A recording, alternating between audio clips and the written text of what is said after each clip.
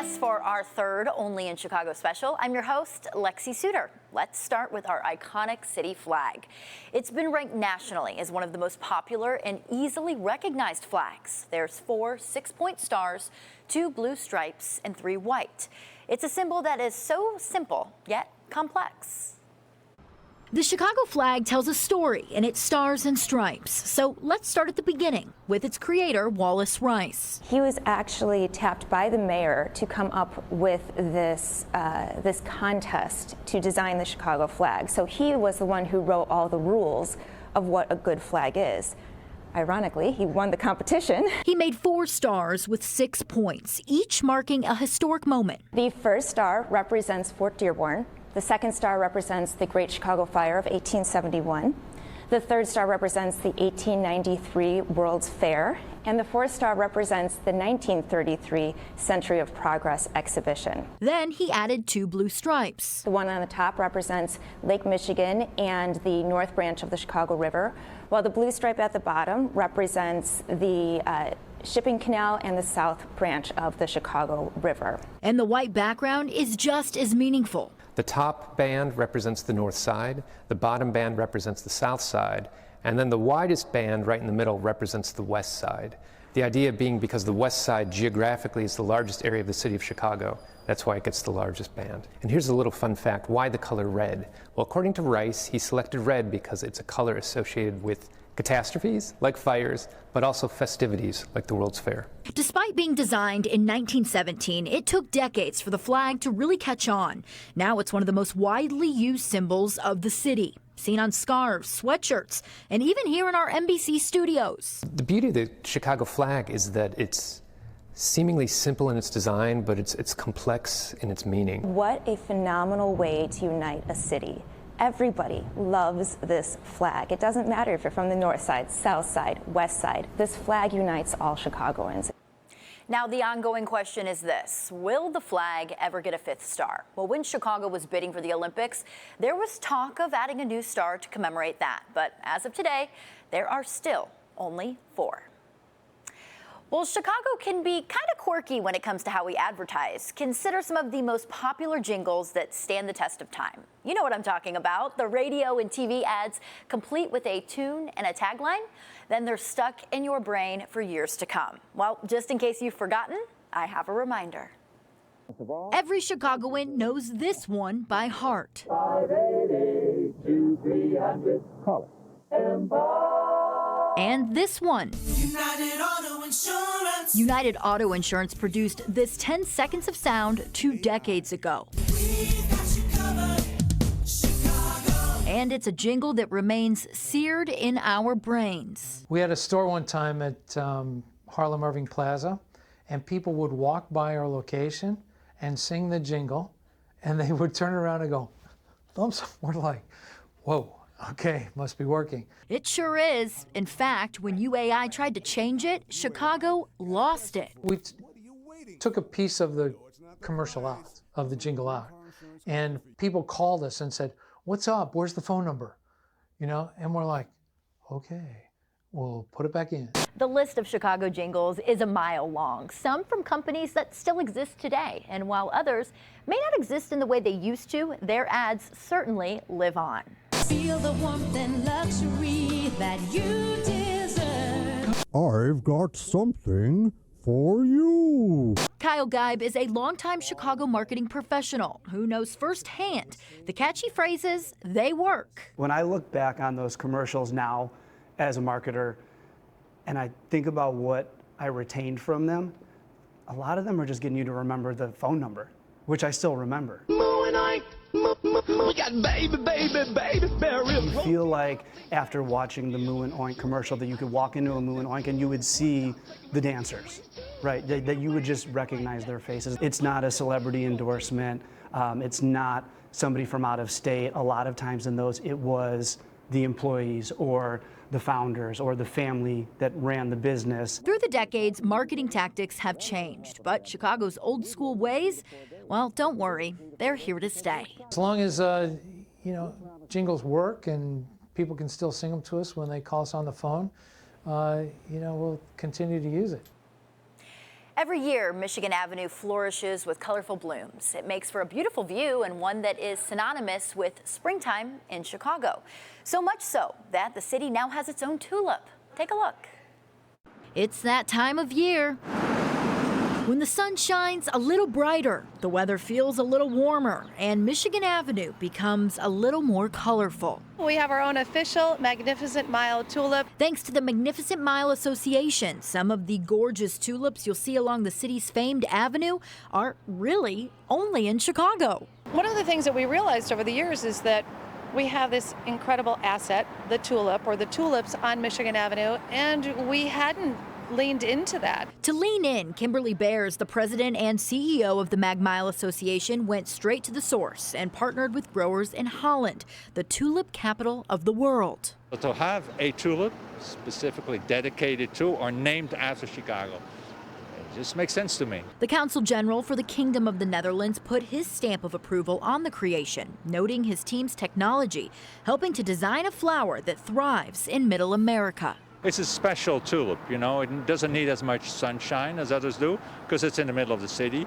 The winds can be strong, and this tulip is a bit more sturdy than the average tulip. Along with its sturdiness, the Magnificent Mile tulip is bright and bold, a mix of sunset shades, yellow, orange, and red. We went through the catalog with the growers in Holland, and we picked out one that we thought was striking. As of now, you can see our tulip in 3 locations outside the Tribune Tower residences, the Starbucks Roastery, and the Magnificent Mile Association offices. Tulips, they signify the spring, you know, new life, a new beginning, and that is just very nice to experience after a long winter. And you can get your hands on the Magnificent Mile tulip and plant it in your yard. Here's the thing, though, it has to be done in the fall, so you won't get them this season, but you can pre-order through June. I've linked more information on our website at NBCChicago.com. Well, every Chicagoan knows better than to ask for ketchup on a hot dog. But do you know why? There is a reason, and I'll give you the backstory. Plus, how the game of softball was invented right here in Chicago, and the location where fans of the game can see that unique history for themselves. And coming up later, it's been 40 years since Nike unveiled the Air Jordan sneaker. We'll take a look back at the frenzy around their debut and the demand that remains strong today.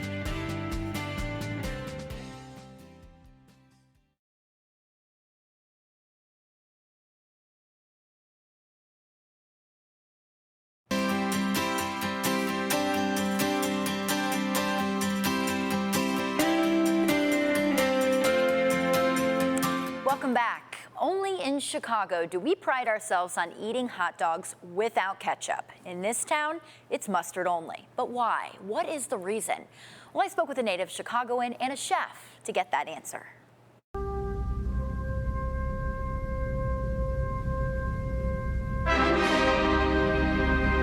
A proper Chicago hot dog has tomatoes, pickles, peppers, relish, onions, and mustard. What it doesn't have... Ketchup has always been an argument. Do you put ketchup on a hot dog? And honestly, you don't. Steve Chiappetti is not only an executive chef at State and Lake Tavern in the Loop, but a lifelong Chicagoan.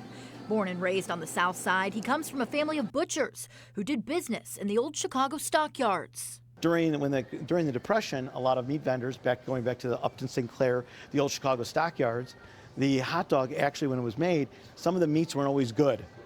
So they actually used to put ketchup on it to cover up the flavor of bad meat. So it used to be prideful in the city of Chicago. You'd actually put on your door, "We don't serve ketchup," which meant our hot dogs were better than everybody else's. So that's why we're so passionate in Chicago about a mustard dog. Correct. It's about quality. It was about quality. It was all about taste. And it was all about that. So this Chicago dog is on your menu. It is. And do you get people, tourists, this is a popular area for people visiting the city, do you get people who request ketchup?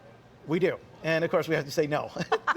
Unless you're 8 and under. Chicago fashion. You know, if you go at 8 and under, you can have ketchup. I don't even know if that's acceptable, but we try not to serve it. So maybe ask for ketchup only if it's for the kids. Otherwise, respect the reason that here in Chicago, we skip that sweet red sauce. People didn't want to cover it up and mask what true flavors are. And how great is that? What a great premise to eating, right? Give me the natural, give me the best. Don't cover things up with sugar. You know, stick to the best flavor that you can get out of it. So I think the hot dog story is a lot of what the culinary story is in Chicago. Quality. Quality. Did you know that the sport of softball was invented here in Chicago? Well, it was Thanksgiving Day when a group of guys hanging out at a South Side boat club created the sport. Now, it's evolved over the decades. For example, 16-inch softball, also known as Chicago's game. Tucked away on a quiet street in Forest Park is a small museum honoring the start of softball. It starts in 1887. A sport invented in Chicago in 1887. Yale and Harvard were waiting on some scores for the ticket from their football game, and they just wrapped up a boxing glove, picked up a stick, and started playing. The game has evolved over the decades, and in 1925, 16-inch softball was born. It is Chicago's game. This is it. This is it. And a sport that quickly surged in popularity across nearly every community. Black, white, Hispanic, men, women, and kids. A bat and a ball are all you need to get a game going. But don't you even think about asking for a glove. What's the deal? Why are we so against gloves? Because our game is no gloves. That's what it's about. Is it a pride thing? Oh yeah, I mean it's our game. Get that Oh yeah, ball? you could. Yeah, you'll see. I mean, you'll see.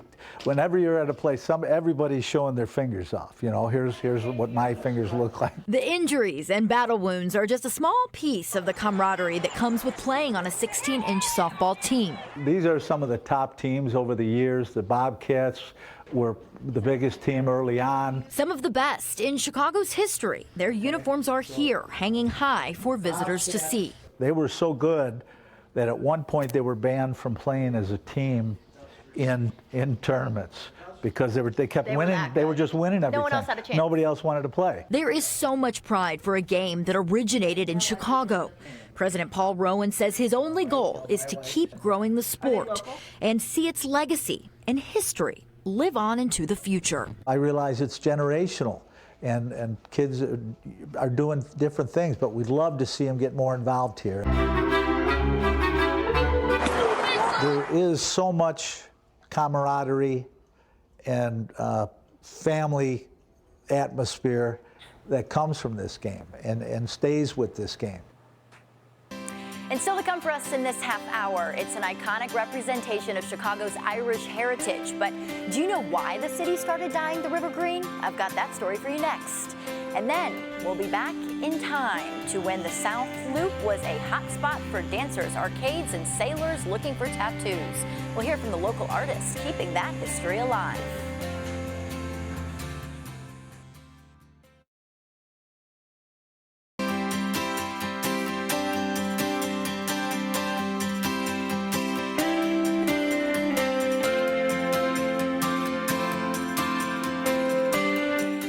In Chicago, can we say that we're the first city to dye our river green ahead of St. Patrick's Day? It's a major attraction every March, and we've been celebrating the Irish holiday this way since 1962.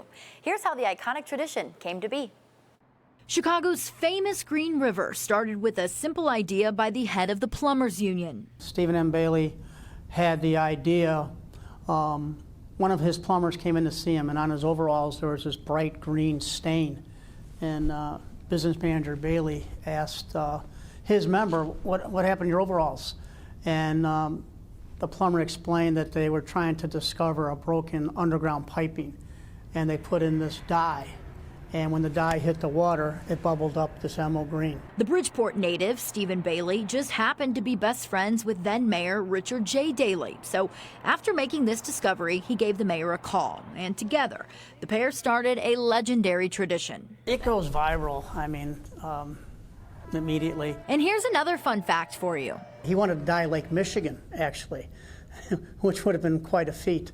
And they went from dyeing Lake Michigan to dyeing the Chicago River. Since 1962, the river is dyed every year on the Saturday before St. Patrick's Day. It takes two boats, a lead boat to drop the dye and a chase boat to mix it up. Within moments, the Chicago River shines that perfect shade of green. So people come for the ambiance, they come to be in community, and they come to celebrate just being a Chicagoan and that pride of our Irish heritage. The river dyeing and parade that follows draws hundreds of thousands of people every year and generates millions of dollars for the city. St. Patrick's Day is a huge event for not only tourists but residents as well.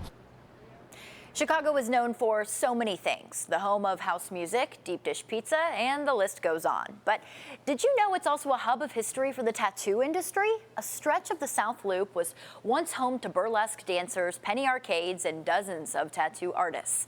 Today, though, there's just one shop in Chicago where that history is alive and well, and I visited it recently. The roots of Chicago's tattoo culture are almost as old as the city itself. Starting in the late 1800s and through the turn of the century, where I'm standing along South State Street was not as it is today, but an entertainment district welcoming the traveling circus and sailors. State and Van Buren, from State and Van Buren to State and Harrison was Skid Row, or one of Chicago's Skid Rows. So you had a lot of single night hotels, burlesque houses, arcades, and tattoo shops. Tattoo shops existed in almost every nook and cranny. Chicago was a hub for tattooing until the city changed the law and the legal age. They started wanting to clean up the South Loop in that area in the mid-60s. And they wanted sailors to kind of clean up too.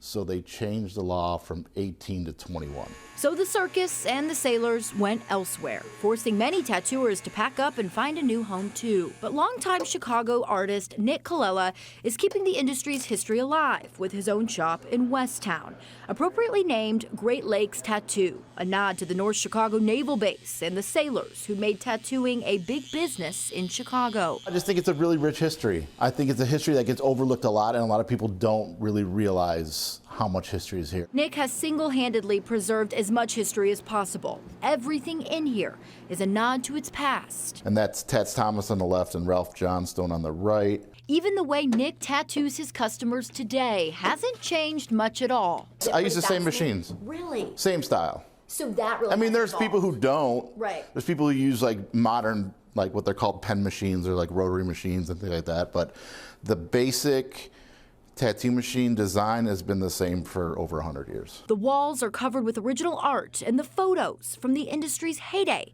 And if you ask Nick, these memories are worth remembering, honoring, and continuing in the art today. I like to tattoo off of those old designs because I have so many in the shop and our customers really come here for that type of stuff. The only way to keep those guys alive is to tattoo their designs. On the north side of the city, there's a new sports bar and brewery, taking hospitality to a new level.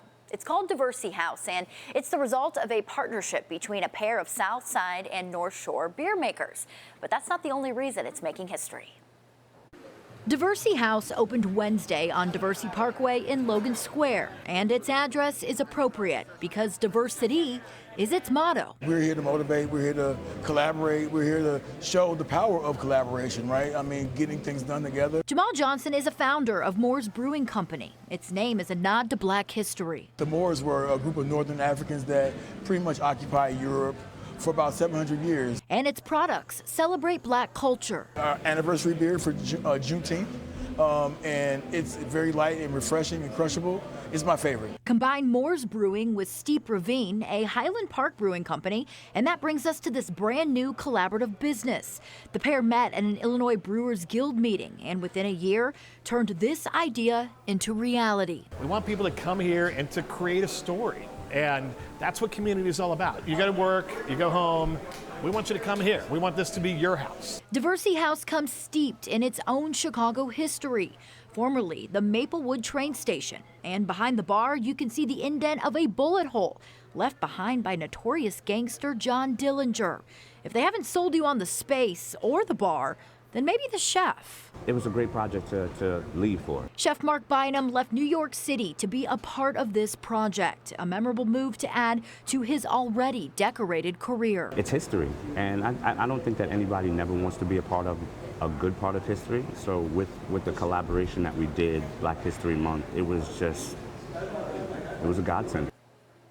Black-owned brewers make up less than 1% of the industry, and two brands joining together to make one house, well, it's the first time it's been done here in Chicago. So trailblazing is the name of the game for those business owners. Well, still ahead, it's hard to believe, but it's been 40 years since Nike dropped the very first pair of Air Jordans. Still to come, we'll take a look back at the hype surrounding the Jumpman. Stay with us. We'll be right back.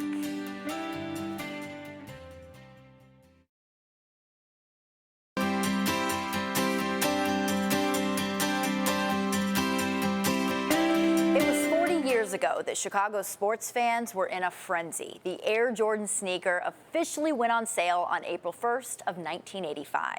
Designed and named for legendary Bulls player Michael Jordan. And this is so much more than a shoe.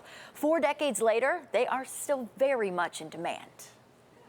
In 1984, Michael Jordan was 21 years old and playing in his rookie season with the Chicago Bulls. Jordan has come up with another. It was then Nike, Adidas, and Converse approached the up-and-comer about a sneaker deal. Ultimately, we know Jordan chose Nike, and the rest is history.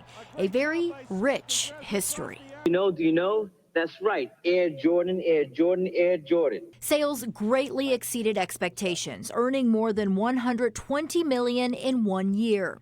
When the shoe became available to the public in April of '85, lines were out the door and around the block. It's overwhelming. Especially here in Chicago. That's one of the big things. So when the shoe come out, we get a lot of phone calls, people calling, wanting to put it on hold, things like that. James Denman co-owns Sneakerville 88 with his nephew, Jasir Bailey.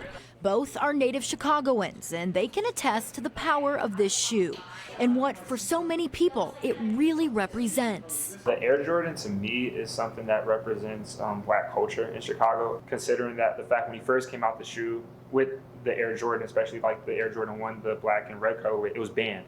They didn't want him wearing it, and he told them, like, I'm going to represent me. I don't care about the $25,000 fine per game. I'm going to wear my shoe. So Jordan and the Air Jordan is a representation of resilience and representing yourself. Nike has released more than 1,000 versions, but there is nothing like an original pair. This is on display at the Chicago History Museum from 1985. Even more proof of how Air Jordans are a part of this city's story. They're not just Chicago history, they are the history of sneaker culture. MJ started with sneakers, but has grown the brand into so much more. These shoes are considered art and a collectible. You're probably never going to see a pair of pristine Air Jordan 1s again. Obviously, we got very lucky with our pair, but they are worth so much money right now. Even today, the demand for Jordans has not really changed. Everywhere I was going around the city, 150 people outside the line, 100 people out the line. I'm like, all right, cool, I'm about to go to the suburbs then. 50, 75 people out in the line. As soon as they open up the door, people run into the store trying to get be the first ones in line. So it's just crazy to see, like, 40 years later, people are still going crazy over this one shoe. Owning a pair gives every person a chance to be like Mike, an athlete who transcended the game, creating an entire culture centered upon sneakers. His name's not going anywhere. He's the GOAT. When you think of movies, TV shows, and where they're made, you probably think of Hollywood, maybe even New York City. But Chicago is giving both coasts a run for their money. For example, take the One Chicago franchise, Chicago Fire, Med, and PD. The 3 series have been running on NBC for a decade now, putting hundreds of people to work and generating millions of dollars for the city. They've brought several locations in the city a lot of attention too. For example, this Bucktown bar, Lottie's, known as Molly's in the show. And this historic building on UIC's campus, well, it's actually the police station there, but it doubles as Chicago PD's headquarters and where its crews filmed all of their exterior scenes. Now, as far as interest goes, the One Chicago franchise shows no signs of slowing down. Thank you so much for being with us. I hope you enjoyed taking this walk down memory lane and hearing the stories that make our city so uniquely Chicago. As always, you can send me your Chicago ideas by email or find me on social media. And in the meantime, catch our segments every Wednesday and online at NBCChicago.com.